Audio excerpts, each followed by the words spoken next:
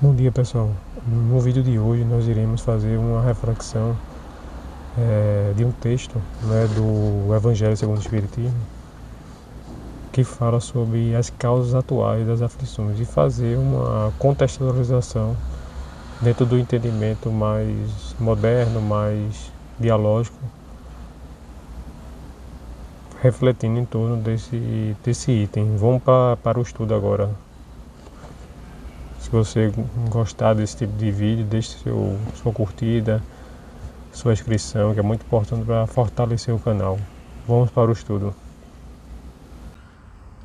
Vejam só, nós temos no Evangelho segundo o Espiritismo uma reflexão que, se a gente for ler, né, realmente é uma reflexão que dá para interpretar como tudo que acontecesse na nossa vida necessariamente é culpa nossa, né?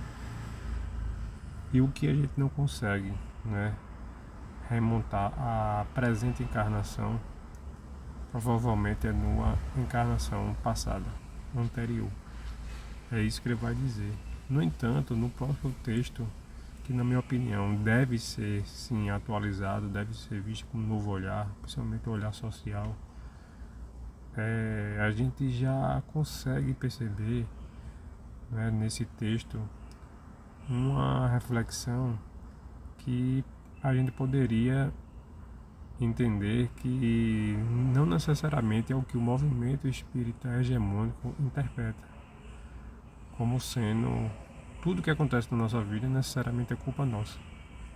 O texto muitas vezes dá a entender nisso, mas dentro do próprio texto a gente vai ver que a gente pode fazer algumas reflexões em torno do social, do contexto social, né? Que tudo está imbricado, tudo está amarrado, não existe evolução ou um sofrimento por culpa só do indivíduo, né?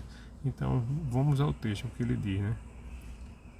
De duas espécies são as vicissitudes da vida, ou, se o preferirem, promanam de duas fontes bem diferentes, que importa distinguir.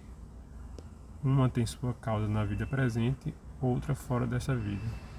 Remontando-se à origem dos males terrestres, recomenda-se-á que muitos são a consequência natural do caráter e do proceder dos que suportam.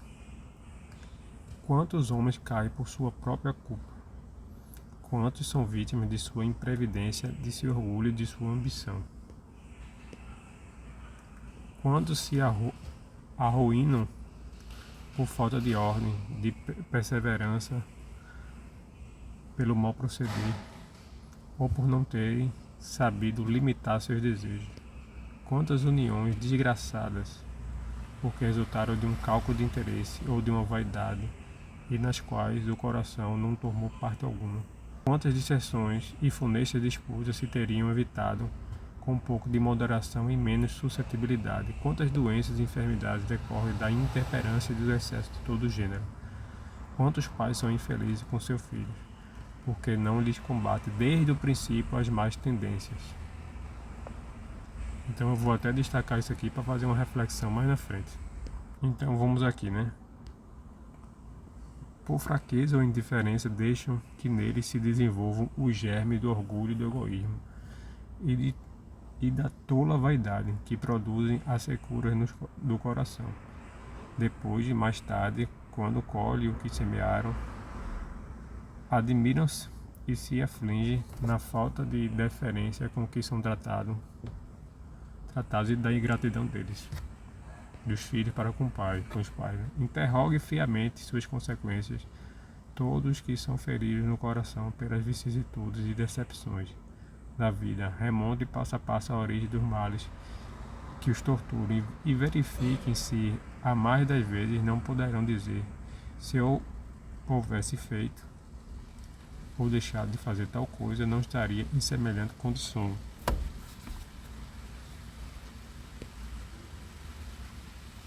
A quem então há de o homem responsabilizar por todas essas aflições, senão a si mesmo?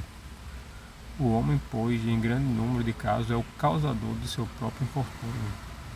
mas em vez de reconhecê-lo, acha mais simples, menos humilhante para a sua vaidade acusar a sorte, a providência, a má fortuna, a má estrela, ao passo que a má estrela é apenas sua incúria.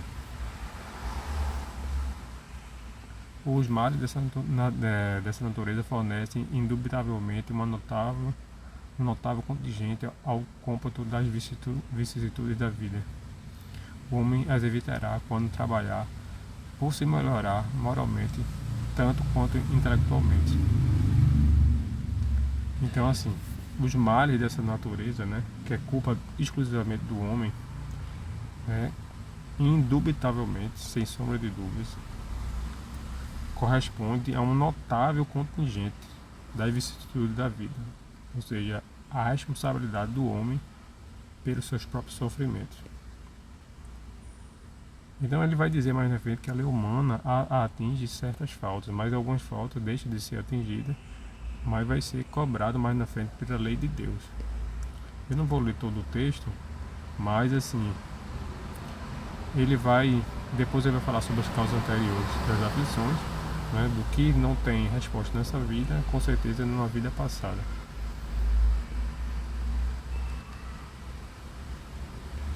Aí ele vai dizer assim: que dizer, enfim, dessas crianças que morrem em tenridade e da vida, que só conheceram o sofrimento? Problemas são esses que ainda nenhuma filosofia pode resolver, anomalias que nenhuma religião pode justificar e que seriam a negação da bondade, da justiça e da providência de Deus, se verificasse a hipótese de ser criada a alma ao mesmo tempo que o corpo e de estar a sua sorte irrevogavelmente determinada após a permanência de alguns instantes na terra. Que fizeram essas almas que acabam de sair das mãos do Criador para se verem nesse mundo abraços com tantas misérias e para merecerem no futuro uma recompensa ou uma punição qualquer, visto que não hão podido praticar o bem e nem o mal? Todavia, por virtude do axioma segundo o qual todo efeito tem uma causa, tais misérias são efeitos que hão de ter uma causa, e desde que se admitam um Deus justo, essa causa também há de ser justa. Ora, ao efeito, procedendo sempre a causa, se esta não se encontra nessa vida atual, há de ser anterior a essa vida, isto é, há de estar numa existência precedente. Por outro lado, não podendo Deus punir alguém pelo bem que fez, nem pelo mal que não fez, se somos punidos é que fizemos o mal, e se esse mal não fizemos na presença de vida, tê-lo-emos feito noutra. É uma alternativa que ninguém pode fugir e em que a lógica decide de que parte se acha na justiça de Deus. O homem, pois, nem sempre é punido ou punido completamente na sua existência atual, mas não escapa nunca às consequências de suas faltas. A prosperidade do mal é apenas momentânea. Se ele não espiar hoje, espiará amanhã. E aí ele vai dizer, né, que nenhum mal é punido, né? Aí, no entanto, ele diz: o sofrimento devido a causas anteriores à existência presente, como os que se originam de culpas atuais, são muitas vezes consequências de faltas cometidas, ou seja, muitas vezes são consequências. Ele não está colocando como determinismo. Isto é, o homem, pela ação de uma rigorosa justiça distributiva, sofre o que fez sofrer os outros. Se foi duro e desumano, poderá ser a seu turno tratado duramente e com desumanidade. Se for orgulhoso, poderá nascer em humilhante condição. Se foi avaro, egoísta ou se fez mal uso de sua riqueza, poderá ver-se privado do necessário.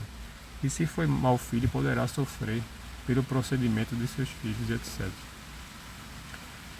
Assim se explicam, pela pluralidade da existência e pela destinação da Terra, como mundo expiatório, as anomalias que apresenta a distribuição de ventura e da desventura entre os homens bom e mal nesse planeta. Então ele vai dizer que semelhante anomalia, contudo, só existe na aparência, porque considera tão só do ponto de vista terrestre. Aquele que se elevar pelo pensamento de maneira a aprender toda uma série de existências, verá que cada um é atribuído uma parte que lhe compete sem prejuízo da que lhe tocará no mundo dos espíritos, e verá que a justiça de Deus nunca se interrompe. Então jamais o homem deve se achar esquecer que se acha no mundo inferior, ao qual somente as suas imperfeições o conservam preso. Então as tribulações, né, podem ser impostas a espíritos endurecidos ou extremamente ignorantes, para levá-lo a fazer uma escolha com conhecimento de causa.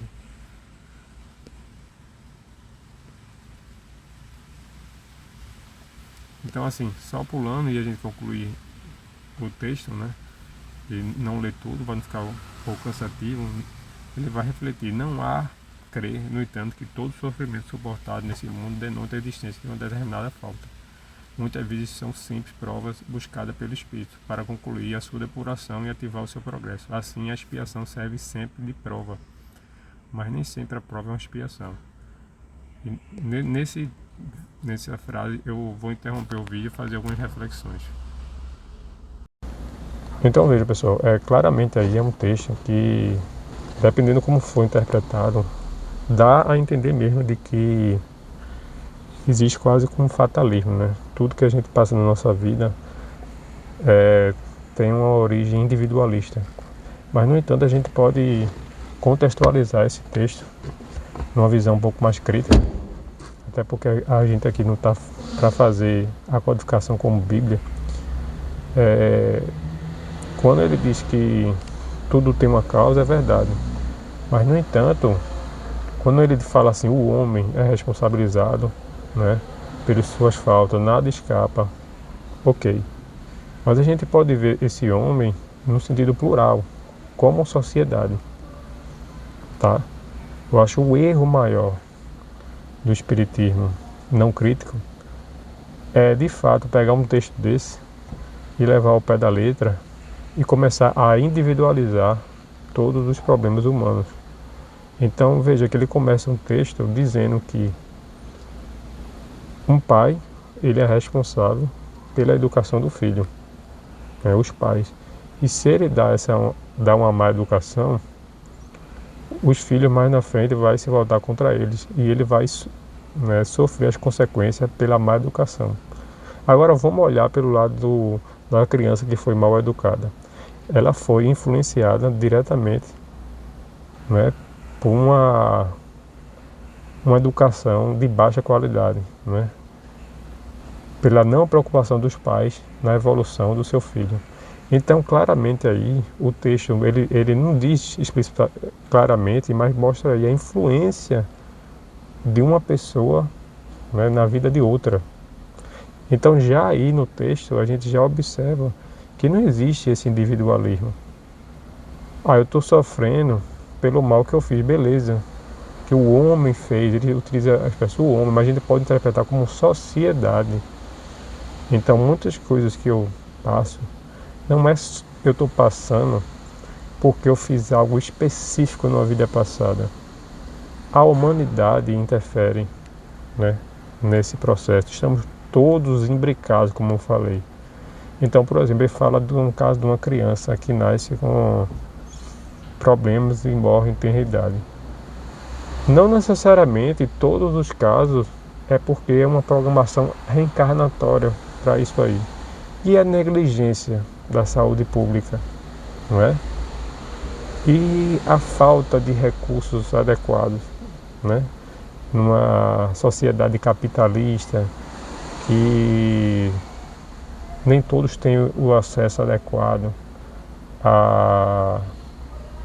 aos recursos necessários a uma boa saúde. E na época da pandemia, onde muita gente desencarnou por negligência de cuidados, né? A vacina chegou atrasada no Brasil, a gente viveu um tempo de negacionismo. A gente vai atribuir aquela morte necessariamente a uma culpa específica individual da vida passada? Não. Por mais que o texto às vezes dê a entender essa interpretação, a gente tem que falar a realidade nua e crua. A gente tem que olhar o social, mas não existe essa questão só individualista, né? Obviamente que tem muitas situações que acontecem na nossa vida que a gente não tem como saber se é por conta do sistema, né, da questão da sociedade interferindo na nossa vida, ou se é uma causa bem individual, é uma questão realmente de de expiação, de algo ligado ao passado. Mas eu estou trazendo um texto até um pouco conservador mesmo, do Evangelho segundo o Espiritismo, trazendo uma contextualização mais crítica para mostrar o seguinte: o próprio texto que sugere, né, que tudo é por conta individual, a gente também vê nele, né, essa dialética na questão de um interferir no outro, onde ele mostra a situação de um pai poder interferir na educação do filho. Então, se ele fala isso, o texto, ele poderia, se fosse escrito no século XXI, fala bastante da questão social, né? Até quando o capitalismo não interfere na nossa vida, né? E se o próprio texto fala que estamos no mundo de prova e expiação, quem está na chuva para se molhar. Então, assim, todos nós sofremos as consequências de uma sociedade injusta, de uma sociedade, né, desigual, né, de um modelo de sociabilidade errado. Então, sofremos compartilhados. Não necessariamente é por conta de algo individual. Então, vamos interpretar esse texto quando ele fala do homem, não necessariamente a individualidade, mas a imprevidência humana. É porque a própria codificação fala também que a desigualdade social não é obra de Deus, é obra dos homens. E aí você já abre margem para o livre-arbítrio, você já abre margem a uma interpretação mais social. Então, assim, não vamos pegar um texto desse e trazer uma visão conservadora do Espiritismo, de que porque o texto está dizendo que não há mal, né, que não fica impune, né, nós não podemos interpretar isso de uma forma individual, porque senão a gente justifica tudo. A gente justifica tudo, a gente diz que tudo o que acontece é especificamente por conta do indivíduo e não vê que o indivíduo está no meio da sociedade. Então, quando a gente começa a estudar a questão mais social, a gente observa que não tem como separar. Então, a lei de causa e efeito, ela não vem anular os aspectos sociais. Ela não vem anular essa visão mais complexa que devemos ter, de que sofremos, muitas vezes, por efeito, por causa de vida passada, individual, mas boa parte também é do social, não é? Todos nós sofremos, né, nesse sistema que nós vivemos, capitalista, injusto. Então essa é a reflexão que a gente deixa, né? Um grande abraço, pessoal, até o próximo vídeo, valeu!